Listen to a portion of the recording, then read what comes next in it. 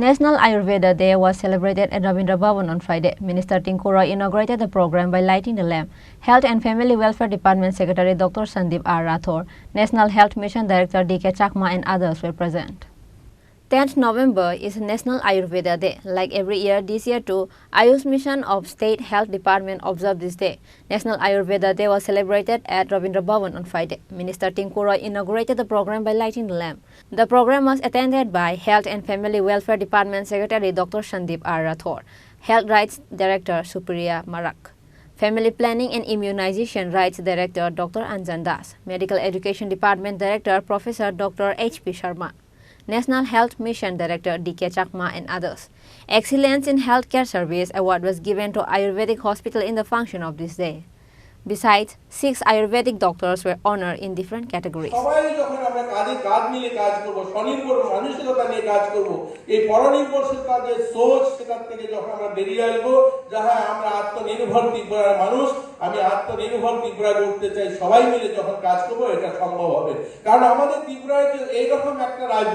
যারা বহিরাজ্যে যান তারা বুঝবেন, যারা মধ্যপ্রদেশ, রাজস্থান, হরিয়ানা সে সমস্ত রাজ্যে যান, সেখানে দেখবেন পাহাড় রয়েছে, পাহাড়ে জঙ্গল হয় না, ঘাস হয় না, সেই পাথরের পাহাড়।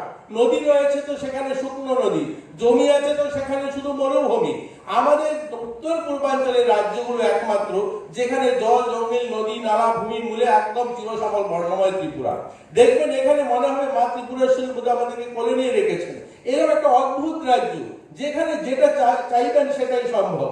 আমাদের ত্রিপুরা যে ছোট্ট রাজ্য, কিন্তু আমরা 1 লক্ষ মেট্রিক টন রাবার উৎপন্ন করি। ভারতবর্ষের সেকেন্ড প্রডিউসার রাজ্য আমাদের। এখানে প্রায় 1400 কোটি টাকা আমাদের বছরে রেভিনিউ আসে শুধু রাবার থেকে।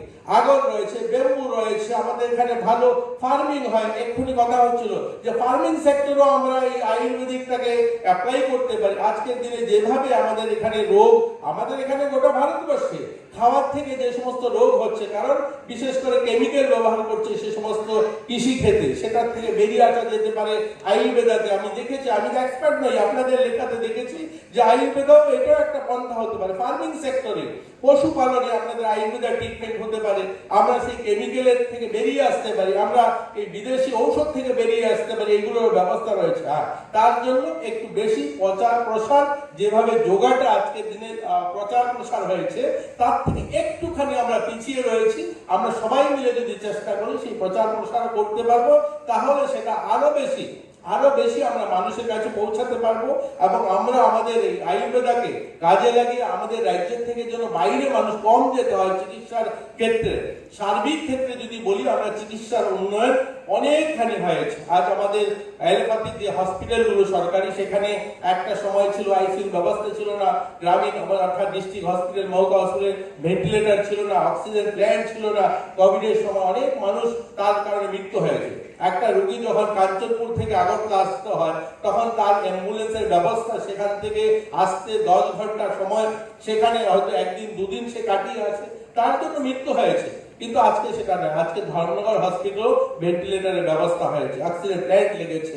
আজকে কৈলাসহর অক্সিজেন প্ল্যান্ট লেগেছে, ভেন্টিলেটর। একদিনে সব সম্ভব নয়, রাতারাতি সব বদলে যাবে এরকম নয়। কিন্তু আমি বলতে পারি 4-5 বছরে আমাদের রাজ্যের প্রত্যেকটা মহকুমা হসপিটালে আজ অক্সিজেনের ব্যবস্থা হয়েছে, ভেন্টিলেটরের ব্যবস্থা হচ্ছে।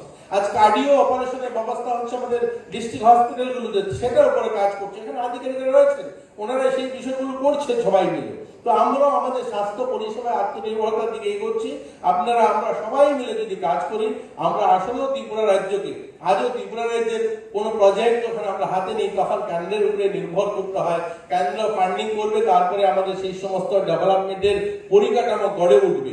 সেটার থেকেও বের করতে চাইছে আমাদের সরকার। আমাদের সরকার চাইছে আমাদের রাজ্যকেও যেন আত্মনির্ভর করতে পারি, বাজেটটা যেন আমরা তৈরি করতে পারি, আমাদের পয়সার থেকে যেন আমরা আমাদের রাজ্যকে চালাতে পারি, সেই দিশাতে এগোচ্ছে। একদিনে সেটা সম্ভব নয়, যেটা স্বাধীনতার এত বছর হয়নি।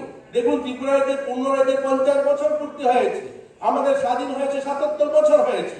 তো 50 বছর যে কাজটা হয়নি, 5 বছর আপনি যে আশা করেন সেটা সম্ভব হবে না। আমি উত্তর জেলার থেকে আসি, সেখানে আগর হয় 50 লাখেরও বেশি আগর গাছ রয়েছে।